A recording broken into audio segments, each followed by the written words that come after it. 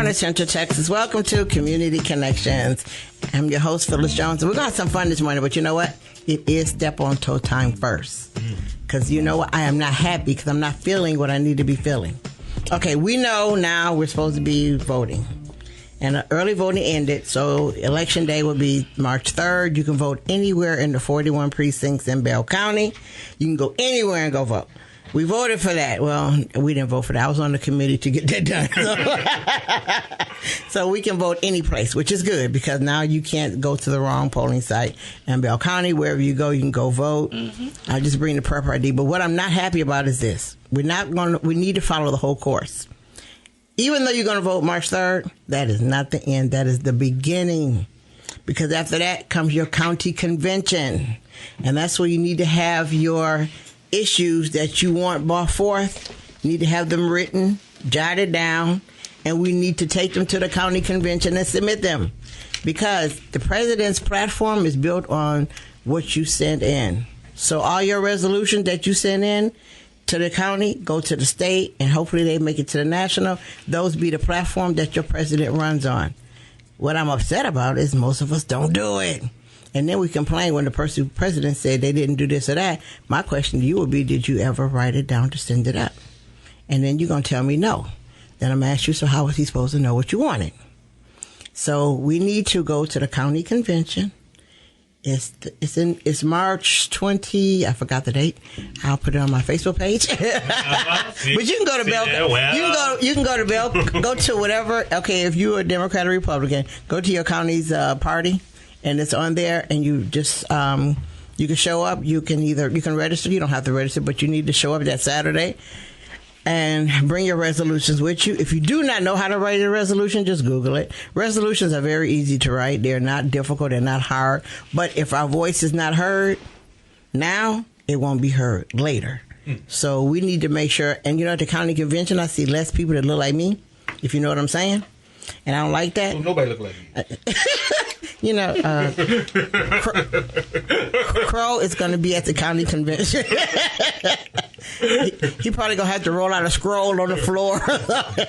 But we need to be at this county convention because not many of us go. Not many of us submit resolutions. So that means we have nothing to say.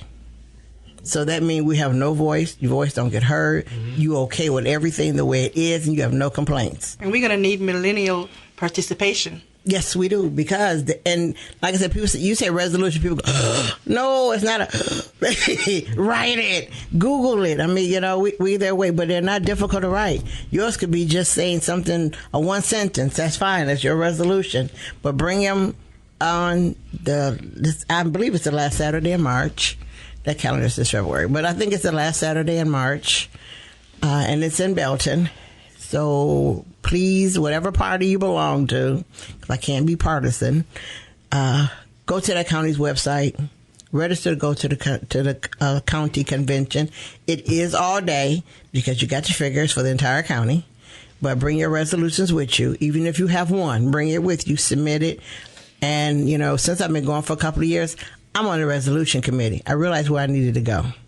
I realized what committee I needed to be on. And if you know me, you know why I'm saying what I'm saying. So y'all need to help me help you. Okay. So we need to do this together. Too many times we need to join things that we don't want to join. Like I did, the resolution committee. Okay. Why did I get on there? Well, obviously to push resolutions. Yeah, for us. We got to put ourselves in the places that we want to change. So we need to start doing these things to help. So like I said, when the presidential election come on and nothing's on a platform that you liked, whose fault is it? It's yours. Because you didn't put forth the effort to get it done. Okay, so that's my soapbox thing. And I'm a soapbox until I go that Saturday and see so many of us there that it's standing room only for somebody else. All right. That's what I want. So we need to do it. Okay, so now let's talk about the favorite topic. It's that battle called natural hair. And my biggest question is, I have no idea what natural hair is. And the reason why I'm going to say I have no idea what natural hair is because everybody in the world has natural hair. People who don't look like me, they have natural hair. So that's a dumb, to me it's a crazy sounding topic because it's not defined.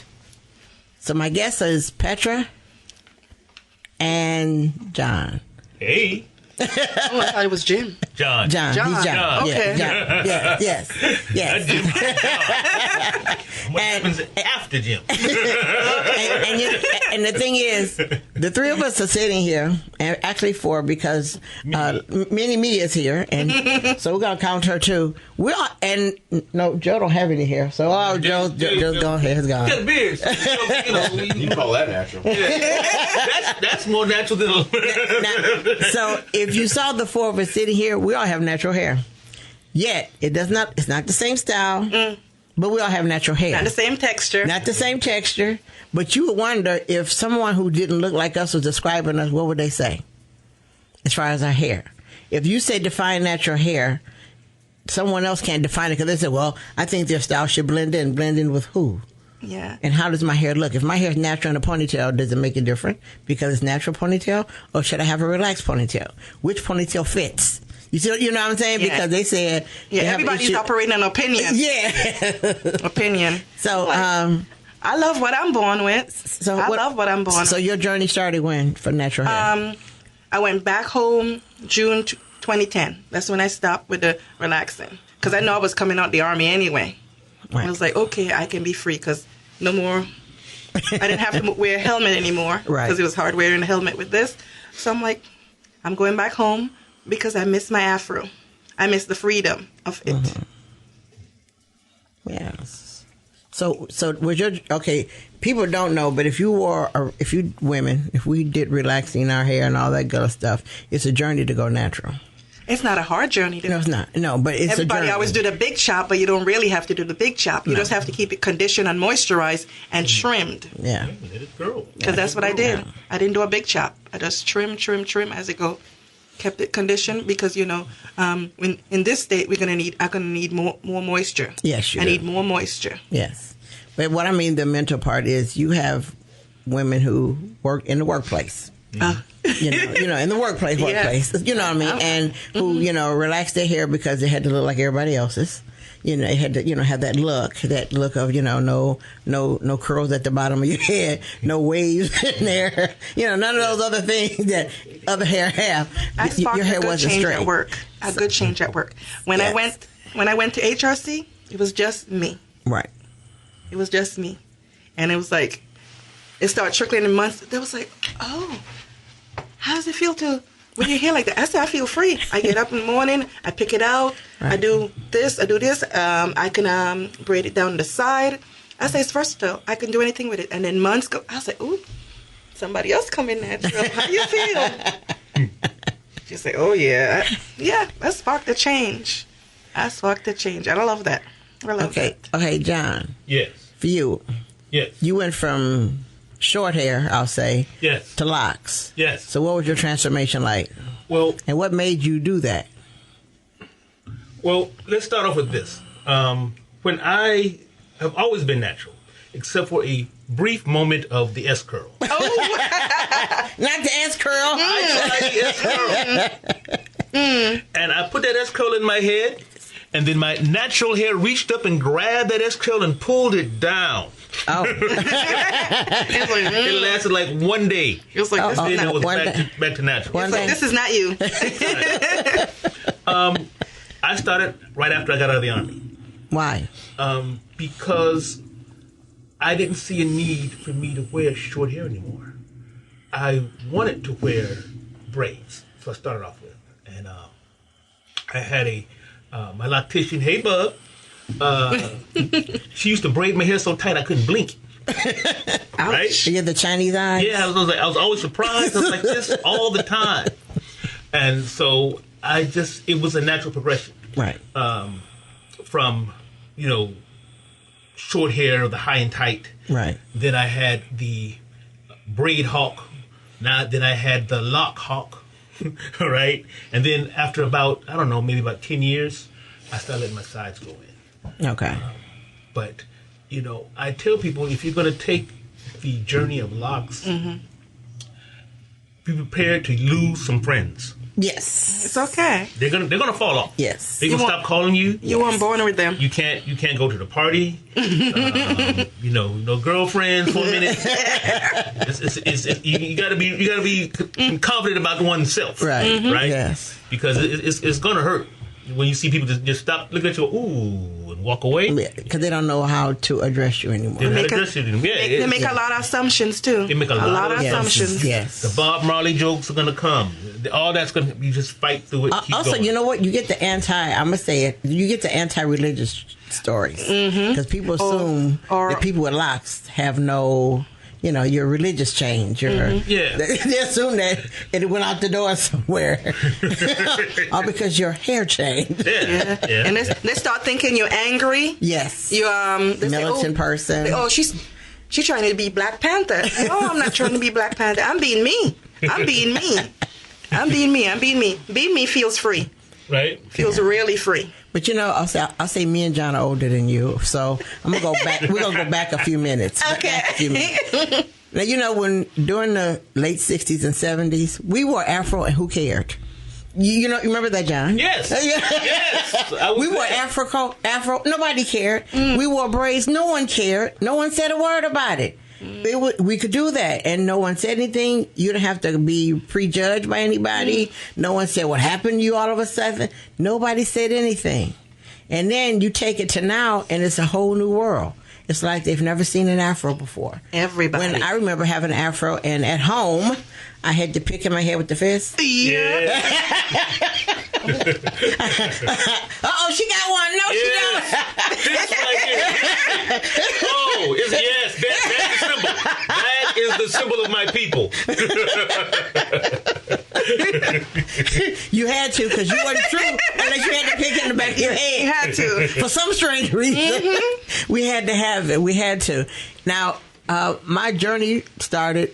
I never had a journey because my hair was never relaxed. Oh, because my father said, other people do that. Okay. So I never found out till later who those other people were.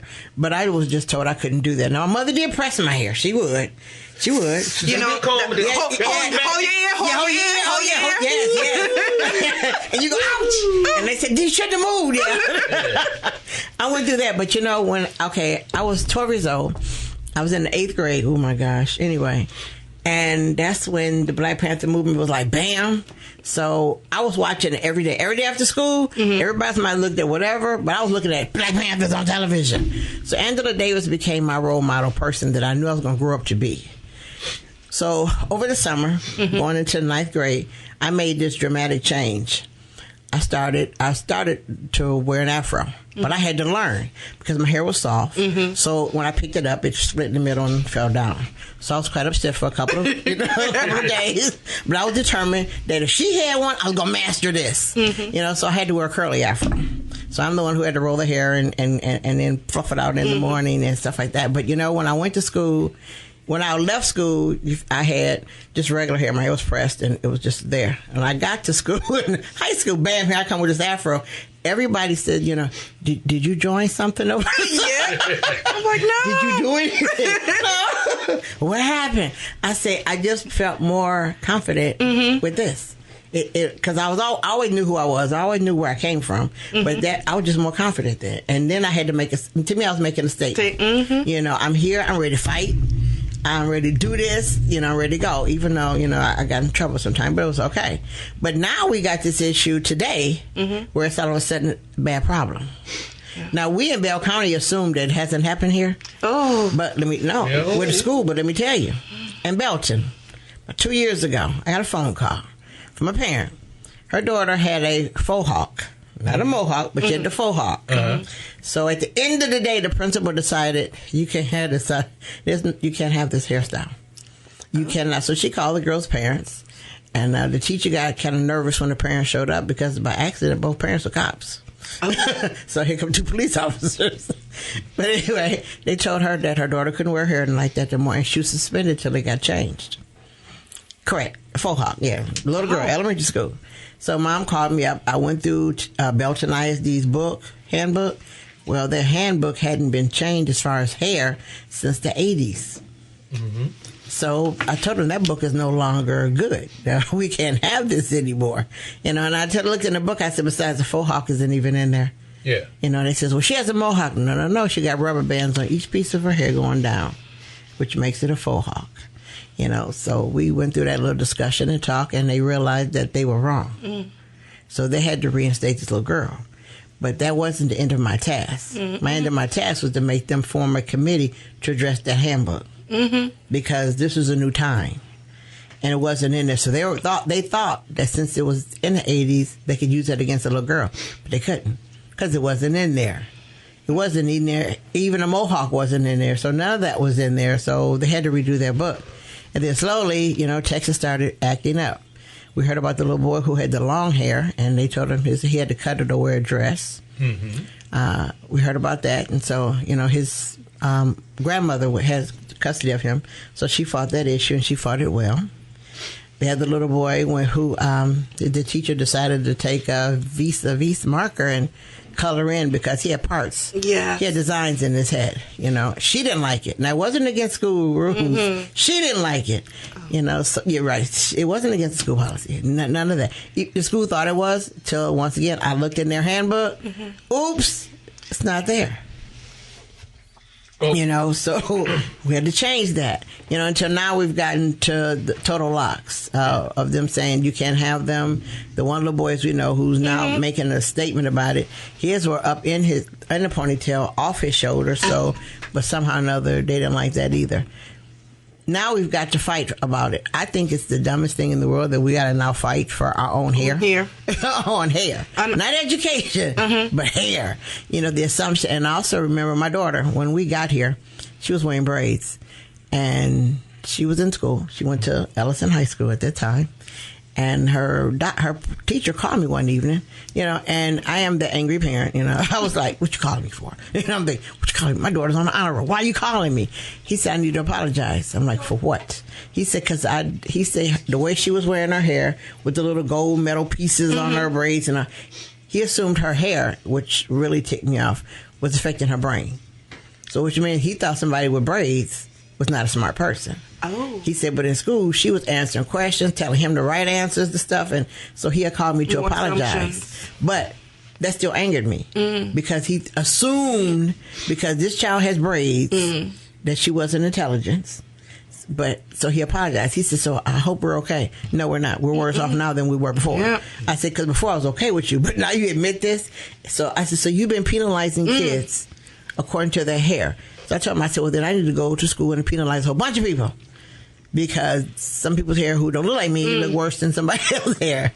But we have to define that and fight for it. Now, my only reason for fighting for it is because I don't want our kids to suffer for it. Well, to me, the subjugation of a people begins in school. That's where you first encounter these policies that say you can't have your hair a certain way. Those policies were generally written for people who didn't look like us. Right.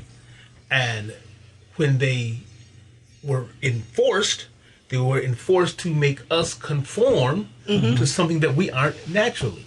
The world is not at war with natural hair. The world is at war with hair of African texture. Yes. That's the difference. And we do it to ourselves. There's an industry that billions of dollars are spent on perms, fake European-styled hair. And our children see this through a variety of methods. They see it on the videos, they see it on TV, they see it in all aspects of life. It's enforced in school that you should have your hair looking more European. It's enforced in church even. Yes. They look at you crazy when you come with naturally long hair, especially men. Oh yes, right. Yes. They go off. They go off in a whole new different direction, and these things are enforced and taught. And when you explain to people, hey, how you are naturally is good enough. You don't have to look like other people to be you. Right. That's what we fight against. And so when I see, I always get the Bob Marley jokes and can I touch it? Only if you want to. Only if you want to spend the rest of your life in this room, you can touch my hair, right? So, it's crazy that now people are passing legislation, right, to allow us to be who we are naturally. Like we passed legislation to allow us to vote, right. But don't Americans have the right to vote? No, you guys got to have special legislation to allow you to vote. Well, can I wear my hair the way it normally is? No, you guys got to have special legislation to wear your hair the way it normally is. That's just absolute madness. Yeah, that's the epitome of hubris and subjugation. So it's a deep-rooted fear. It's a deep-rooted fear. It's like, what are you afraid of? Are you afraid of me? I'm a human being just like you. What are you afraid of? When I wear my hair like this, what are you afraid of? What are you thinking that you're not saying? And that's why all these laws are coming about. What are you afraid of? Well, they've been taught that our natural hair, when it is in its natural state, is unkempt, it's unprofessional, it's full of vermin. It's all things bad are black natural hair. But if you think about it, when lice comes about, where is that? We don't get lice. We don't see that. Okay. In our community. We wash our hair. Okay. But also we put oil in our hair. Oil, condition, all that. Yes. We spend billions of dollars in the industry that won't sell us stock. Right. And that's a shame. That's really is a shame. And so when you see, my daughter has never had a perm. Ever. Sweet. We got a hot brush. We ain't got a hot comb. She's ready for that. Me has never seen the creamy crack. She has not done it, right? And we're not gonna do it. Right. You don't have to. I won't. Lock her hair or anything like that because I want that to be her decision. Right. She's ready. Yeah. But if we pull these, poof, this whole room won't get dark. That's what's gonna happen. The whole room will turn back. Got to get a situation on your hands. But we have to teach our children to love themselves. Right. Yeah. Have to teach our children to love themselves the way they are right now. And you start off by changing the school policies that weren't written for people who look like you. Yes. And pointing them out before your kids get in trouble. Let's go through your handbook. Let's see what it's saying about hair. Oh, well, you can't have hair on your shoulders. Really? Well, if I look at the cheerleaders, their hair touched their shoulders. Well, they can pin up, so then I can pin my hair up too, and I'm good, right? Yeah. Well, no, because your hair is in braids or in locks.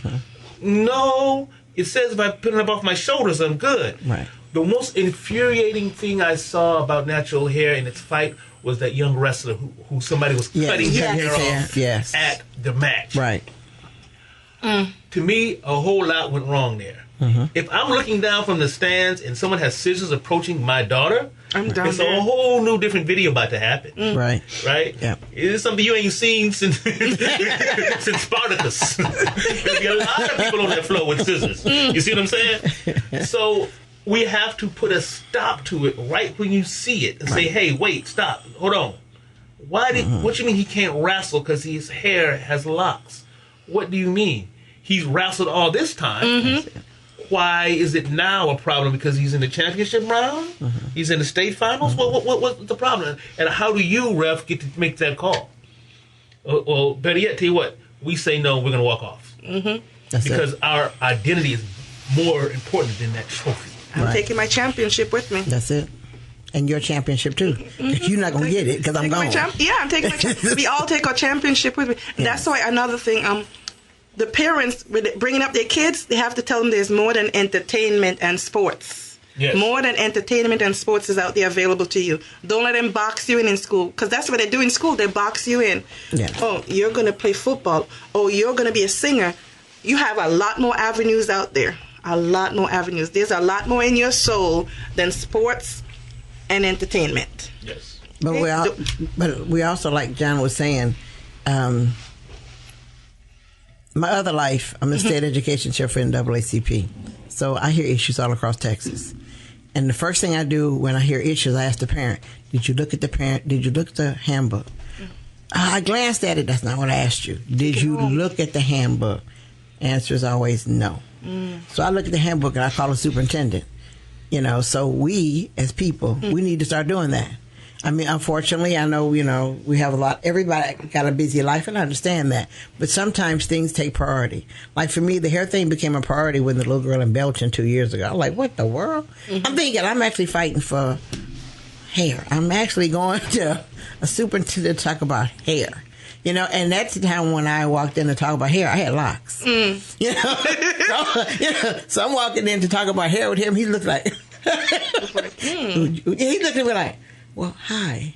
He says, are you from the NAACP? Yes, I am. And he's looking at me with, I'm like, surprised. So, I'm like, say surprised. What's on your mind? Yeah, and I want him to say something. What's on your mind? And he just looked at me. I'm like, you didn't figure that, did you? You thought I'd come in with this either hair that's not mine, way down here or something, or whatever. You never figured I'd walk in there and have locks. But we discussed that. But we need to, as a people, we know our children are at risk, then we need to step up the plan. Like to me, that little boy, what I would like to him to happen, I would like a bunch of men with locks to go to that school and talk to the superintendent. To let him know that we're here to support him, and we have our hair the same way as his. And we're here to support him. There's nothing wrong with it. But things like that have to happen. Now, we do know that they've written the Crown Act. Now, the Crown Act passed in California first, passed in New York. It just passed in Virginia, and Texas is going to also pass it. The thing that's being done with it now, and we all need to be a part of that, is every state is tweaking theirs. So we need to look at it here and see how it's being tweaked and how we feel about it. Our Texas Legislative Black Caucus are the ones that are crafting it. Now, they got it, and it's going to still be called the Crown Act. It shouldn't be changed. It should stay the same as the name, because that's what it is. But we need to look at it. Input. Yes, we need to give our input to our Legislative Black Caucus leaders. We need to tell them, hey, listen, paragraph this says that. I like this paragraph better. We need to get into the process. Since it's going to happen, we don't need to sit back and go, okay, we'll see what they say. No, don't see what they say. Dive in, read the Crown Act, because, we got to be the people we don't want to be. And I say don't want to be is this. I sit up one night. I feel like a lawyer sometimes, because I'm sitting up at night in my bed reading briefs. I'm like, this is not my life, but it is. But I don't want it to be, but this is what I do. So I'm sitting up reading briefs. I'm like, why am I just proactive instead of reactive? Yes. Well, my problem with the Crown Act is this. Right. To me, it's a pacifier. Yes. To shut people like you and me and the rest of us up. We passed legislation saying that it's illegal to discriminate against hair. Right. How can I prove that you discriminated against me because of my hair?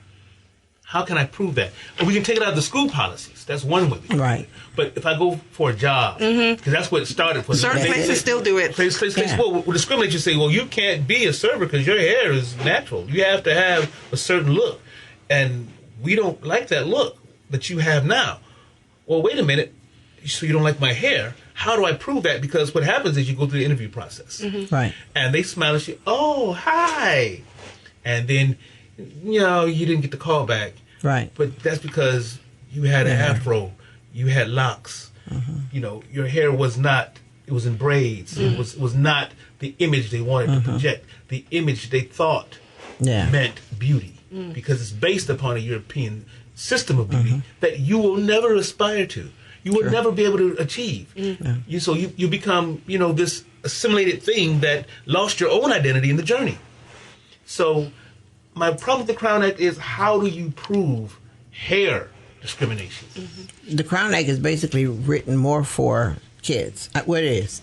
It's basically written more for our youth that are in school than us. I get you. Because they're the ones also, but more for it is for us too, but it's more to protect them. Because the thing was, we need to protect our kids in school. Yes. We need not let them have to go through this every day.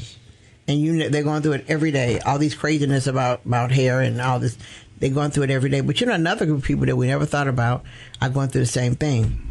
I used to do soul line dancing, and one of the news reporters, she would soul line dance with us, right? So she came. Usually when she comes, she had a wrap on her head or whatever. So one day she came and she had her hair in a ponytail, and we looked at her, and we looked at her. She said, "What's wrong? Your hair's not long." She goes, "What? Your hair isn't long, but on the news, you got just long hair." Well, so we learned that on the news, that our news reporters have to wear wigs. the main news reporters, they have to wear a wig. Yeah. They have to wear a wig. Stifled. It's not a might.